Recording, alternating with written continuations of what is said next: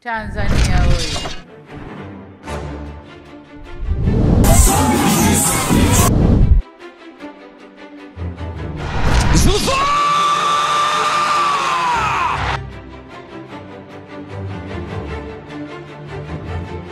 Wakiwemo watu ambao walikuwa wamevaa sare za wasimamizi wa uchaguzi, na kuna maeneo ambayo tuliwakamata hawa watu, lakini pia kuna maeneo tulikamata wapiga kura ambao sio wa kawaida wakipiga kura nyingi sana.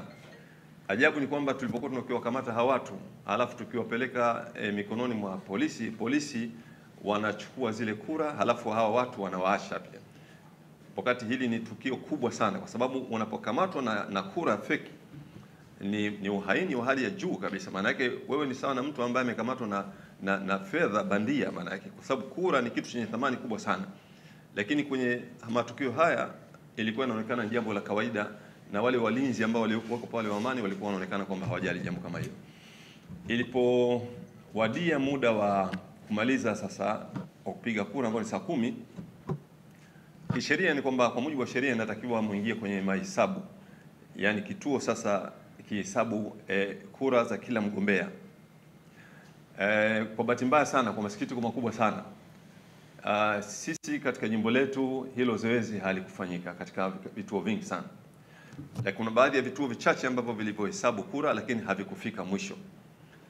Na kilichotokea wakati baada ya kufunga upigaji kura na ikawa inatakiwa sasa mawakala pamoja na wasimamizi wa uchaguzi wafanye zoezi la kupiga kura, wasimamizi wa vituo walikusanya yale masanduku wakatia katika magari na wakaondoka nayo mahala ambapo haijulikani walikuwa wanapeleka wapi hayo masanduku, na walifanya hivyo bila kuwashirikisha mawakala wetu. Waliwasukuma, waliwafanyia fujo, waliwatisha wale mawakala wetu, wakabeba masanduku wakatia kwenye magari na wakaondoka nayo kwenda nayo mahala ambapo haijulikani. Kwa sababu hiyo ikawa hakuna nakala ya matokeo ya majumuisho iliyopatikana kutoka pale katika kituo cha kupiga kura, ambayo hiyo nakala ndiyo ambayo inapelekwa katika kata kwa ajili ya majumuisho kwa ajili ya kumpata diwani, lakini vile vile kupelekwa katika jimbo kwa ajili ya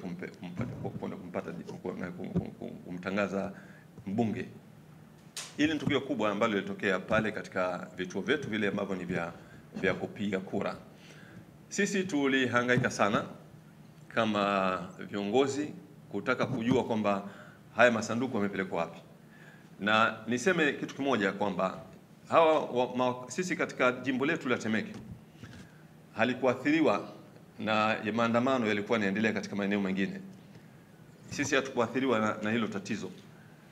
Sisi kule upigaji kura ulikuwa una fujo, lakini zile fujo ambazo zinasababishwa na wale watendaji wa tume yenyewe, kama hivyo kuwazuia mawakala na watu wanakuja kupiga kura zile za bandia, yani fujo za namna hiyo ndizo ambazo zilizotokea katika ile jimbo letu la Temeke. Lakini ukiondoa fujo hizo, sisi hatukuathiriwa na zile fujo za maandamano. Kwa hivyo kulikuwa kuna uwezekano wa kupiga kura na kura zikahesabiwa katika vituo, zikahesabiwa katika kata na vile vile zikahesabiwa katika jimbo.